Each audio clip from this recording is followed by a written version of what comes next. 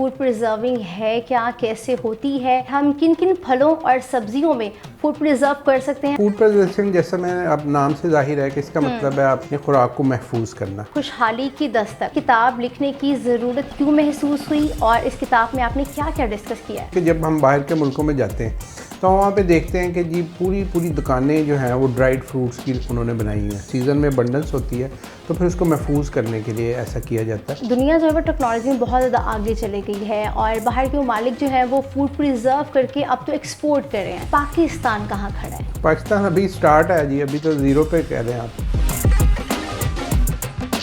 बिस्मिल्लाहिर्रहमानिर्रहीम, अस्सलाम वालेकुम नाजरीन, मैं आपकी मेज़बान खुशबू और आप देख रहे हैं GTV। नाज़रीन, हमारे सेट पर आज एक ऐसी शख्सियत मौजूद हैं जिन्होंने बेतहाशा नौजवानों को सिखाया कि वो किस तरह से खुद मुख्तार हो सकते हैं और पाकिस्तान को खुशहाल कर सकते हैं।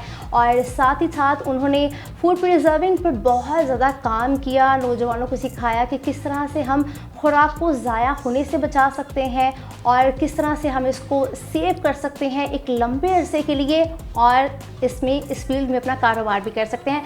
तो आइए मज़ीद मैं आपको इंतज़ार नहीं करवाती, चलते अपने गेस्ट की जानिब। आप बिल्कुल ठीक समझे हैं, हमारे साथ मौजूद हैं इब्ने फाजिल साहब। अस्सलाम वालेकुम सर। जी वालेकुम सलाम। सर कैसे हैं आप? बिल्कुल ठीक sir, thank you so much, आपने अपना कीमती वक्त दिया और आज आप हमारे स्टूडियो में मौजूद हैं। जी मेहरबानी, माई प्लेयर। सर बहुत अच्छा काम कर रहे हैं आप। सबसे पहले तो ऑडियंस के लिए मैं ये सवाल पूछना चाहूँगी आपसे कि फ़ूड प्रिजर्विंग है क्या, कैसे होती है, किन किन फलों और सब्जियों को हम फूड प्रिजर्व कर सकते हैं? फूड प्रिजर्विंग जैसा कि नाम से जाहिर है, इसका मतलब है कि खुराक को लंबे अरसे तक महफूज करना। जी। अब जानते हैं कि जितने भी हमारे फल या सब्जियां ये पेरिशेबल होते हैं, इनकी लाइफ ज़्यादा से ज़्यादा 2-3 दिन होती है। और जिस भी फल या सब्ज़ी का मौसम होता है उस मौसम में ये बहुत ज़्यादा अबंडेंस में होती है। अब अगर उस वक़्त इतनी ज़्यादा इस्तेमाल नहीं हो सकती तो उसको फिर महफूज करना बनता है या फिर वो ज़ाया हो जाती है। जैसे हमारे आप देखते हैं, आपने बहुत सी फिल्में देखी होंगी, सीज़न में टमाटर जो है वो इतना ज़्यादा हो जाता है कि उसको फेंकना पड़ता है। इस तरह हमारे जो शुमारी इलाका जाता है, अगर आप कहीं वहाँ जाएँ तो वहाँ पे आप देखें कि जो खुबानी है या सेब है वो इतना कसरत से होता है कि ज़मीन पे गिरा होता है, उनके जानवर खा रहे होते हैं। अब वो अगर उस मौसम में अगर हम इन चीज़ों को प्रिजर्व कर लें और सारा साल इस्तेमाल करें तो वो एक जो अल्लाह की नेमत है वो उससे हम फ़ायदा भी उठा सकेंगे और उससे अपने लिए हम माली वसाइल भी पैदा कर सकते हैं। तो बेसिकली फ़ूड प्रिजर्वेशन के पीछे ये मकसद होता है कि सीज़न में उसको महफूज करें और बाकी सारा साल इस्तेमाल करें। अच्छा सर, सबसे पहले लोगों की अवेयरनेस के लिए मैं जानना चाहूँगी कि फ़ूड प्रिजर्विंग है क्या, कैसे होती है और हम किन किन फलों और सब्जियों में फ़ूड प्रिजर्व कर सकते हैं और इसके फ़वाइद क्या हैं? जी, फूड प्रिजर्वेशन जैसा मैंने अब नाम से जाहिर है कि इसका मतलब है अपनी खुराक को महफूज करना। और इसका कंसेप्ट ये है कि जब आपके पास सीज़न के अंदर अबंडेंस हो जाती है तो उसका इस्तेमाल बहुत कम होता है, वो ज़ाया हो जाती है, एक चीज़। दूसरी ये कि हमारे जितने भी फल सब्जियां उनकी लाइफ सिर्फ 3 से 4 दिन होती है और 3-4 दिन में अगर हम उसको नहीं इस्तेमाल कर सकते तो वो ख़राब हो जाती है, लामहला उसको फेंकना पड़ता है, ज़ाया। तो ज़ाया होने से बचाने के लिए सीज़न के अंदर हम फूड की चीज़ों को इस तरह से महफूज करें कि उसको हम पूरा साल अगले सीज़न आने तक इस्तेमाल कर सकें। ये है फूड प्रिजर्वेशन की बेसिक थ्योरी। और इसके अंदर बहुत सारे मतलब है कि काम किए जाते हैं, जिनमें डिहाइड्रेशन एक काम है, उसके अलावा फ्रीजिंग है, पैकिंग, उसके अलावा टिन पैकिंग है, उसके अलावा उसकी वैल्यू एडिशन मुख्तलिफ़ चीज़ों में जैसे जैम वगैरह बनाना। तो ये सारी चीज़ों के ऊपर हम लोगों को ट्रेन करते हैं ताकि वो उनकी जो चीज़ें हैं वो ज़ाया होने से बच जाएँ और उससे वो वैल्यू एडिड चीज़ें बनाएं और उससे फिर अपने लिए वो फाइनेंस और रोज़गार का इंतज़ाम करें। किन किन फलों और सब्जियों को हम तमाम फल और तमाम सब्जियां जो हैं जी, उनको आप लंबे अरसे तक महफूज कर सकते हैं और किया जाता है। सारी दुनिया में ये अमल होता है। वहाँ पे बाकी दुनिया में अगर देखें तो फूड जो है उसका वेस्टेज 10% 15% है। पाकिस्तान में 40 से 50% फूड जो है वो पैदा होने के बाद हम ज़ाया करते हैं। ज़बरदस्त। अच्छा सर, आपका एक इदारा है खुशहाल पाकिस्तान के नाम से, एक तो ये बता दीजिए कि खुशहाल पाकिस्तान किस तरह से काम कर रहा है, कितने शहरों में अभी तक आपने ट्रेनिंग दी है और लोगों का क्या तासुर है, किस हद तक लोग माइल हुए हैं?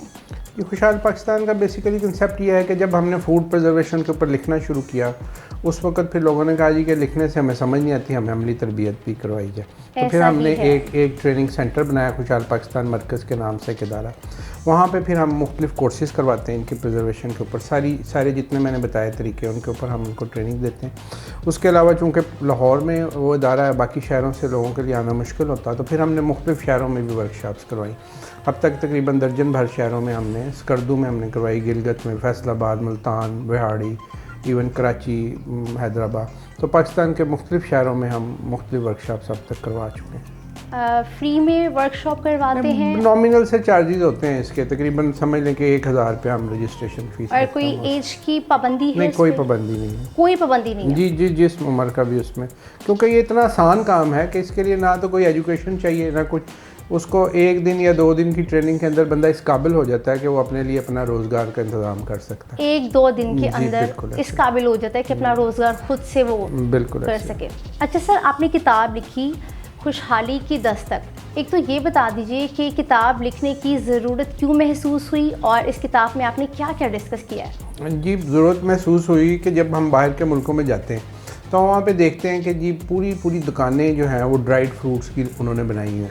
उसके अंदर आपके जितने फल होते हैं ना, उसमें आपके शतूत से लेके आलू बुखारा, आम और सारी चीज़ें वो ड्राई हालत में बेचते हैं। तब हमने जाना कि ये ऐसा क्यों करते हैं, तो पता चला कि जी वही बात कि जब सीज़न में अबंडेंस होती है तो फिर उसको महफूज करने के लिए ऐसा किया जाता है। और बहुत सारे मुल्क ऐसे हैं जिनकी इकॉनमी जो है इन ड्राई फ्रूट्स और ड्राई फलों के ऊपर बेस है। मिसाल के तौर पे अब देखें कि अगर हम बात करते हैं फ़िलिपीन की, तो फ़िलिपीन जो है वो सालाना सिर्फ $6 अरब का ड्राई मैंगो एक्सपोर्ट करता है। ग्रेट। तो पाकिस्तान इतना आम पैदा करता है लेकिन हमारी ड्राई मैंगो की एक्सपोर्ट ना होने के बराबर। तो जब हमने दुनिया को देखा कि ये बिल्कुल आसान चीज़ों से, अब इसी तरह जो आप अगर थाईलैंड की बात करते हैं तो उनकी $3-4 अरब की सिर्फ पाइनएप्पल की टिन पैकिंग जाती सारी दुनिया में।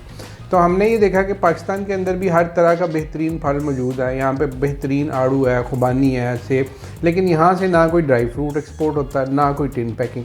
तो जब पता किया, देखा, तो लोग इससे आशना ही नहीं थे, यानी लोगों के पास ना इसका इल्म था, ना शऊर था, ना ही स्किल। फिर स्किल तो अगली स्टेज है। तो फिर हमने सोचा कि क्यों ना इन लोगों को ऐसी चीज़ों पे ऊपर आमादा किया जाए। तो इस सिलसिले में फिर मैंने एक सीरीज़ ऑफ आर्टिकल लिखी जिसके अंदर मुख्तलिफ फलों सब्जियों को महफूज करने के तरीके कैसे, उसको फिर एक किताब की शक्ल दे दी। तो इस तरह से ये खुशहाली की दस्तक जो है वो वजूद में आई। अच्छा सर, मुझे ये बताएं, आपका इदारा खुशहाल पाकिस्तान अभी तक कोई आइडिया लगाएं कि कितने नौजवानों को खुद मुख्तार बना चुका है, और ट्रेनिंग के बाद किस तरह से नौजवान खुद मुख्तार होते हैं, अपना कारोबार शुरू कर सकते हैं, और थोड़ा सा ये भी आइडिया देते हैं कि माहाना कितना कमा सकते हैं? ये हमने तो हज़ारों लोगों को अब तक ट्रेनिंग दी है और सैकड़ों लोग अल्हम्दुलिल्लाह अपना कारोबार कर रहे हैं। उसमें हम ये करते हैं कि एक जो भी ट्रेनिंग की हमारी क्लास होती है उसका हम एक ग्रुप बना देते हैं और उसको फिर बाद में भी फॉलोअप करते हैं, जिसको जो मसाइल होते हैं, क्योंकि वो प्रैक्टिस हम 1-2 दिन करवाते हैं, उसके बाद फिर उनको खुद से प्रैक्टिस करना होती है। तो जो लोग फिर बाद में राब्ते में रहते हैं, प्रैक्टिस करते हैं, उसको ऑप्टिमाइज़ करते हैं, उसके बाद भी प्रोडक्शन में चले जाते हैं। ट्रेनिंग के अंदर हम सारा कुछ सिखाते हैं, ब्रांडिंग से लेके कंपनी रजिस्ट्रेशन भी, उसके बाद फूड प्रिजर्वेशन भी, पैकिंग भी, मार्केटिंग भी, उसमें एक कम्प्रिहेंसिव पैकेज होता है। तो अल्हम्दुलिल्लाह अब तक मतलब तादाद एग्जैक्ट तो नहीं पता है, लेकिन सैकड़ों लोग जो हैं वो इस फील्ड में आ चुके हैं, अपना काम शुरू कर चुके हैं। बल्कि बहुत सारी दर्जन भर तो बहुत बड़ी बड़ी इंडस्ट्रीज़ भी अब लग चुकी हैं। बल्कि अल्हम्दुलिल्लाह अभी तो एक्सपोर्ट में हमारे सीखे हुए लोग जो हैं उन्होंने बाकायदा से मुख्तलिफ़ चीज़ों की एक्सपोर्ट भी शुरू कर दी। सर, आपने अपने एक इंटरव्यू में कहा कि थोड़े से सरमाए से बड़ा कारोबार कर सकते हैं। कुछ आइडिया, कितनी लागत आती है एक नौजवान अगर निकलता है कारोबार ये करने फूड के लिए? डिहाइड्रेशन का काम आप 1 लाख रुपए से भी स्टार्ट कर सकते हैं और इसका एंड कोई नहीं है, जितना भी आप इन्वेस्टमेंट करना चाहें उसके अंदर कर सकते हैं। तो इसके लिए बेसिकली डिहाइड्रेशन के लिए हमें एक छोटा डिहाइड्रेटर चाहिए होता है। अगर हमारे पास घर के अंदर रॉ मटेरियल मौजूद है, जैसे मिसाल के तौर पे किसी घर में 2 दरख्त सिर्फ आम के लगे हुए हैं, उसको डिहाइड्रेशन हम सिखा दें, एक छोटा डिहाइड्रेटर वो ले लेता है, तो सिर्फ अपने 2 दरख्तों से वो प्रोडक्ट बना के शुरू कर सकता है, जिससे उसका सर्कल शुरू हो जाए। जहाँ पे सर हमने नौजवानों की बात की है, वहाँ पर माओं की और बहनों की बात करते हैं जो कि किचन में मौजूद होती हैं और हमारे लिए मज़े मज़े के खाने बना रही होती हैं। तो ज़रा उनके लिए बताएं कि बग़ैर मशीन के इस्तेमाल के वो किस तरह से फ़ूड को प्रिजर्व कर सकती हैं, और उस फूड प्रिजर्व की लाइफ टाइम क्या आप बताते हैं कि कितनी लाइफ होगी? देखें जी, ये जो डिहाइड्रेशन है ना, सोलर डिहाइड्रेशन जिसको हम कहते हैं सूरज की रोशनी में खुश्क करना, इसकी तारीख तो 4000 साल पुरानी है, जबकि ना बिजली थी, ना लोहा था, ना कुछ था। उस वक़्त भी लोगों को ये पता था कि चीज़ों को हम सूरज की रोशनी में रख के खुश कर सकते हैं। तो उसी 4000 साल पुराने इल्म को इस्तेमाल करते हुए हमारे घर में लोग उसको करते आ रहे हैं। बल्कि अब थोड़ा सा कह लें कि हमने इसको भुला दिया था इस फ़न को। तो इसमें कोई ऐसा नहीं, घर की सहन में चारपाई के ऊपर कपड़ा बिछा के उसके ऊपर आप कोई भी फ्रूट या कोई भी चीज़ आप उसको रख दें और उसको प्रॉपर जो है वो कवर कर दें शॉप प्लास्टिक से, तो वो 2-3-4 दिन में मुख्तलिफ फल जो है वो डिहाइड्रेट हो जाते हैं। और अभी आप देखें, अभी मैंने पिछले दिनों एक इंडिया की वो शेयर भी की थी अपनी वॉल पे, तो वहाँ पे हज़ारों लोग जो हैं वो मैंगो का फ्रूट लेदर बनाते हैं, हज़ारों लोग अपने घरों में, और वो मैंगो की पल्प तैयार करते हैं। और वो बड़ा ही आसान है, यानी एक खातून 2-3 घंटे में आराम से 10-12 किलो जो है वो पल्प उसको कर सकती है। और वो रोज़ाना की बुनियाद पे जितने दिन सीज़न रहता है वो करते हैं, और सैकड़ों किलो जो है खातून एक सीज़न में फ्रूट लेदर बनाती है और उसको बेचते हैं, तो उनकी इकॉनमी में कंट्रीब्यूट करता है। तो हमारे लोग भी इस तरह सीख सकते हैं, कर सकते हैं। इसमें देखें, अभी हमने स्कर्दू में जो ट्रेनिंग कराई उसमें हमने लोगों को सिरका बनाना सिखाया। अब यकीन करें कि जिस घर के अंदर सिर्फ घर के अंदर 2 सेब के दरख्त हैं, वो साल में 1 लाख रुपए का सिरका बेच सकता है। अब 1 लाख रुपए की अगर आपको घर बैठे कंट्रीब्यूशन आ गई विद लिटिल आफ्टर, तो वो कितनी अच्छी बात। तो इस तरह ही हम कहते हैं कि जी आप बगैर पैसों के भी, अगर आपके पास रिसोर्सेज हैं, फल हैं या कुछ भी ऐसी सब्जियां हैं घर में, तो आप सिर्फ लर्न करें, हुनर सीखें और उसके बाद अपने लिए बेहतरीन लाएँ ज़िंदगी में। सर, जहाँ पर अवेयरनेस ही नहीं है लोगों को, वो किस तरह से सब कर सकते हैं? अवेयरनेस के लिए तो हमने ये सारी कैंपेन शुरू किया, हमारा खुशहाल पाकिस्तान का, या ये सारी बात उसी जाने भी आ रही थी कि तालीमी इदारे जो है हमारे नसाब में बच्चों को ये मजमून क्यों नहीं पढ़ा रहे, जिसकी वजह से ना नौजवानों को ना माँ बहनों को पता ही नहीं है कि फूड प्रिजर्व कोई चीज़ भी है, कर भी सकते हैं, ऐसे कितने फ़वाइद हैं। जी ये तो बहुत बड़ा अलमिया है ना हमारा। तो मतलब अगर ये कहें कि सारा तलीमी जो ढांचा है वही डिज़ास्टर है, तो मेरा ख़्याल है इसमें भी कोई ऐसी बात नहीं है, इस हकीकत पे मबनी स्टेटमेंट होगी। तलीमी निज़ाम पे कभी किसी ने सोचा ही नहीं, काम ही नहीं किया। हमने बच्चों को स्कूल के अंदर हम सोचने पे इंस्टिगेट ही नहीं करते, उनको हम सिर्फ रटने पे मजबूर करते हैं और या लिखने पे मजबूर करते हैं। नंबर्स अच्छे आ जाएं। जी, आप घर से ये लिख के ले आएँ और आप ये याद करके ले। ना हम उनको सोचने पे उकसाते हैं, ना मजबूर करते हैं, और ना ही हमारा जो तालीमी निज़ाम है वो नई चीज़ों के ऊपर, नए अफकार के ऊपर वो मजबूर करता है। तो इस वजह से वो वहाँ से तो मतलब एक तरह से बस एक वो रोबोट हम बना रहे हैं जिनके अंदर ख़ुद से कुछ करने सोचने की सलाहियत नहीं। तो फिर हाल यही रह जाता है कि हम उनको गाइड करें, मतलब किसी एक स्टेज पे। मेरे ख़्याल में जो आइडियल तालीमी निज़ाम है उसमें ये होना चाहिए कि आप 4वीं-5वीं क्लास से बच्चों को 1, 2, 3 हुनर की तरबियत दें, तारुफ़ कराएं।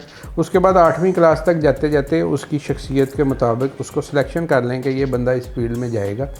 सिर्फ वो एक्सेप्शन जो बहुत अच्छे हैं, बहुत लाइक हैं, जो 90% नंबर लेते हैं या इस तरह के, उनको आप मेडिकल में, इंजीनियरिंग में लेके जाएं। जो 70-80% वाले लोग हैं उनको मैट्रिक में ही आप डालें, उनको स्किल दें, ट्रेनिंग दें और वो माशरे के फ़ाल शहरी बने। लेकिन हम क्या करते हैं, हम BA करवा देते हैं उसको, और वो 6 साल पहले, 4 साल 10 साल मैट्रिक के भी, उसके बाद 6 साल वो भी, उसके बाद वो डिग्री हाथ में पकड़ के पूछ रहा होता है जी अब मैं क्या करूं, और ना पढ़ाने वालों को पता है कि क्यों पढ़ा, ना पढ़ने वाले को पता। तो ये तो डिज़ास्टर है टोटल। सर, टेक्नोलॉजी में दुनिया बहुत ज़्यादा आगे बढ़ गई है, तो आप क्या समझते हैं कि इस तरह से पाकिस्तान में मशीनरी अवेलेबल है, इस पे काम हो रहा है? जी बिल्कुल। फूड डिहाइड्रेशन और फूड प्रिजर्वेशन के ऊपर बहुत सारी मशीनें, हम खुद, हमारा अदारा जो है हम बनाते हैं। हमने बहुत सारी मशीनें जो हैं वो पाकिस्तान में पहली बार बनाई हैं। हम मतलब है कि हमने रिवर्स इंजीनियरिंग की है, स्टेट ऑफ द आर्ट मशीनें हमने इंपोर्ट की, उनको हमने खोला, देखा, तो उससे फिर हमने उसको कॉपी किया, और बाहर की जो मशीनें हैं उससे आधी या उससे भी कम कीमत पे हमने यहाँ मशीनें बनाई। तो फूड प्रिजर्वेशन के ऊपर तकरीबन सारी मशीनें जो इसके लिए रिलेटेड हैं वो पाकिस्तान में मिल जाती हैं। पाकिस्तान में मिल जाती हैं, अवेलेबल हैं, दस्तयाब हैं। ठीक है। अच्छा सर, दुनिया जो है वो टेक्नोलॉजी में बहुत ज़्यादा आगे चली गई है और बाहर के ममालिक जो है वो फूड प्रिजर्व करके अब तो एक्सपोर्ट कर रहे हैं। पाकिस्तान कहाँ खड़ा है? पाकिस्तान अभी स्टार्ट है जी, अभी तो ज़ीरो पे कह लें आप। हमारा देखिए, ज़ीरो पे है पाकिस्तान। मैं आपको बताता हूँ, पाकिस्तान तो ज़रूरी मुल्क है और हम बस यही तो अलमिया है कि हम कहते हैं जी हम ज़रूरी मुल्क हैं, और ज़राअत ना उगाने में हमें कोई महारत हासिल है, ना उसको प्रिजर्व करने में। अभी एक मिसाल आपको देता हूँ कि पाकिस्तान के अंदर जो है वो आप समझें कि लाखों टन जो है वो मिर्च पैदा होती है, जी मिर्चें जो हम खाते हैं। अब जितनी भी मिर्चें हैं, जब उनको खुश किया जाता पौधे से उतार के, तो उसको ज़मीन पे डाल के खुश करते हैं। अब ज़मीन पे 20-22 दिन वो खुली फ़ज़ा में पड़ी रहती हैं, उसके ऊपर फंगस भी होती है, उसके ऊपर फिर जानवर भी फिरे होते हैं, डस्ट मट्टी। आप एक तसव्वुर करें कि एक कपड़ा, एक शर्ट आप 2 घंटे अब बाहर खड़ी कर दें तो वो पहनने के काबिल नहीं रहती।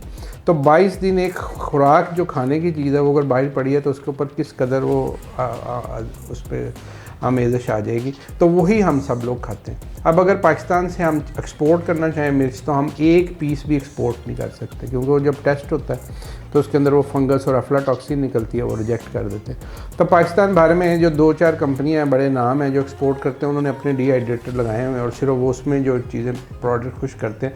बाकी सारा पाकिस्तान जो है वो नॉन हाइजीनिक चीज़ें खाता है। फिर पाकिस्तान ज़रूरी मुल्क है और अगर हम इस तरफ चल पड़ें तो हम गुर्बत का खात्मा भी कर सकते हैं, बेरोज़गारी का खात्मा भी कर सकते हैं। लेकिन मुझे अब ये बताएं कि इस तरफ अगर हम चल पड़ें तो पाकिस्तान की इकॉनमी बहुत स्ट्रॉन्ग हो सकती है। इस हवाले से हुकूमत का क्या किरदार आप देख रहे हैं? हुकूमत तो अभी तो मेरा ख्याल है उसको और ज़रूरी काम है, शायद तो वो उनमें मसरूफ़ है। इस तरफ अभी सरकार का कोई ध्यान नहीं। हालांकि सिंपल सी बात है जी, हमारी आप सिंपल कैलकुलेशन है, हमारी टोटल एक्सपोर्ट जो है वो $30 अरब है। ठीक। और $30 अरब, और मैंने आपको 2 मुल्क बताए हैं, हमसे छोटे मुल्क हैं, एक फ़िलिपाइन और एक जो है वो थाईलैंड। इन 2 मुल्कों की सिर्फ 2 फूड की प्रोडक्ट $10 अरब की है, $10 अरब। और हमारी सारे मुल्क की जो एक्सपोर्ट है, जिसमें हम हमारा टेक्सटाइल भी, चावल भी, हर चीज़ शामिल है, वो टोटल $30 अरब। अगर हम फूड सेक्टर से $5 अरब भी ले लें तो आप देखें कि हम कहाँ खड़े होते हैं। हमारा तो डेफिसिट ही बहुत ज़्यादा कम हो जाएगा ना ट्रेड का। तो इसमें बड़ा पोटेंशियल है, इसमें इससे भी ज़्यादा पोटेंशियल है। हम मतलब है कि हम $10-20 अरब की भी फूड प्रोडक्ट एक्सपोर्ट कर सकते हैं। सर, जहाँ पर हमने इतनी पॉजिटिविटी पे बात की है, वहाँ पर एक नेगेटिव क्वेश्चन मैं जानना चाहूँगी, क्योंकि लोगों के दिल में तो ये सवाल आता ही है। डॉक्टर्स जो हैं वो प्रिजर्व चीज़ें, अशिया खाने से परहेज़ बताते हैं। तो जब हम जैसे आप बता रहे हैं कि सब्जियों को और फलों को हम जब प्रिजर्व करेंगे तो क्या समझते हैं इनका कोई साइड इफ़ेक्ट तो नहीं होता? देखें जी, ये जो इल्म है ना, ये इसीलिए हम फैलाने की कोशिश कर रहे हैं। पहली बात यह है कि अगर आप डिहाइड्रेट करके उसको पैक करते हैं, उस सारे अमल के अंदर कोई कीमियाई मरकबात शामिल नहीं होते जो आपके लिए नुकसान है। दूसरी बात यह है कि जो प्रिजर्वेशन के अंदर कीमियाई मरकबात होते हैं, सारी दुनिया ने रिसर्च करके उनकी एक लिमिट तय की हुई है कि इतने मिलीग्राम पर किलोग्राम आप यूज़ कर सकते हैं, इससे ज़्यादा नहीं कर सकते। तीसरी बात यह है कि कुछ कलर्स, फूड कलर्स या वो चीज़ें होती हैं जो ख़राब करती हैं, परेशान। ये जितना डिहाइड्रेशन या प्रिजर्वेशन का अमल है, ये इन सब कीमियाई मरकबात से पाक है। ठीक है। अच्छा, इससे अगली बात यह है कि क्या उसकी न्यूट्रिशन वैल्यू जो ठीक रहती है। तो उसमें यह है कि अगर ठीक तरीके से आपने सीख कर इसको प्रिजर्व किया हुआ है तो तमाम फलों और तमाम सब्जियों की 90% न्यूट्रिशन वैल्यू प्रिजर्व रहती है। ग्रेट। चलिए सर, मैं ये जानना चाहूँगी कि अगर कोई दूर दराज से रज़ाकाराना तौर पर आपके साथ मिलकर कोई इस तरह का काम करना चाह रहा हो कि बिज़नेस कम्युनिटी और किसानों के लिए इस हवाले से कोई काम करना चाहे, तो आप रज़ाकाराना तौर पर सपोर्ट करेंगे या कुछ चार्जेस करेंगे? नहीं, हम लोग तो जब दूसरे शहरों में जाते हैं तो हम सिर्फ अपनी कॉस्ट लेते हैं। हमारी टीम जाती है, ट्रैवलिंग कॉस्ट हम सिर्फ उनसे लेते हैं। ट्रैवलिंग कॉस्ट लेते हैं? हाँ जी, उसके अलावा हम कुछ नहीं। वहाँ जाते हैं, हम उनको सिखाते हैं। अगर वो लोग अपने लिए वहाँ पे कोई फ़ीस वगैरह इकट्ठी करते हैं, चार्जेस इकट्ठे हैं, तो हमें उस पर भी कोई इतराज़ नहीं होता। ठीक है। और सर, जो आपके पास मशीनरी है कितनी इकसाम की है, थोड़ा उस हवाले से जी, इसमें जो है वो सबसे पहले तो मैंने बताया कि जी डिहाइड्रेटर्स होते हैं जिनके अंदर चीज़ों को खुश्क आप करते हैं, फलों सब्जियों को। उसके अंदर बहुत सारी रेंज होती है, बहुत छोटे 10 किलो से लेके फिर 500 किलो तक के मुख्तलिफ साइज़ होते हैं। घरेलू इस्तेमाल के लिए 10 किलो का एक छोटा डिहाइड्रेटर होता है, जिसमें आप घर में अपने लिए भी कर सकते हैं और छोटा सा कमर्शियल पैमाने पे आप 1000-2000 रुपये की पर डे अर्निंग भी उसमें कर सकते हैं। तो इस तरह फिर आगे जितना ज़्यादा आप बड़ा लगाते जाएँ उस हिसाब से। इसके अलावा फिर फ्रूट कंसनट्रेट होता है, बाकी सारी दुनिया में इस्तेमाल होता है कि जो जूस वाले फल हैं उनका जूस निकाल के उसको कंसनट्रेट किया जाता है। या फल को जैसे आप दूध का खोया बनाते हैं, इस तरह फल का खोया बनाता है, उस मशीन को कहते हैं फ्रूट कंसनट्रेटर। तो वो भी हम बनाते हैं। इसके अलावा फिर उसको आपने पल्प बनानी है, पल्प बना के उसकी मुख्तलिफ चीज़ें, तो पल्पिंग मशीनें होती हैं, वो भी हम बनाते हैं, मिल भी जाती है। फिर फ्रीज़ करके इसको महफूज करना या डिस्ट्रीब्यूशन करना, ये भी बहुत बड़ा काम है दुनिया में।